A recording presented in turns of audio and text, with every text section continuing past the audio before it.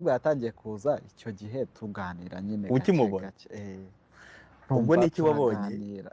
njye rero niko ndakuntu ahora yisekera gahora gaseka ariko kameze kabisa avuga nti uyu muntu ahorana ibyishimo umunsi umwe tuzasangira ibyishimo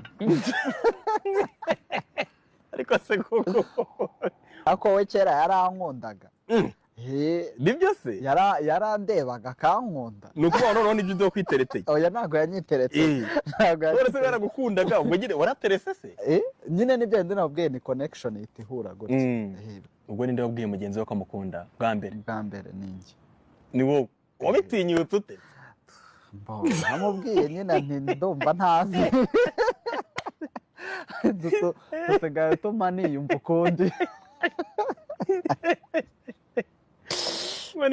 ndimo ndiyumva nk'abantu bakuru ni mbanza ngukunda araseka turavugana nyine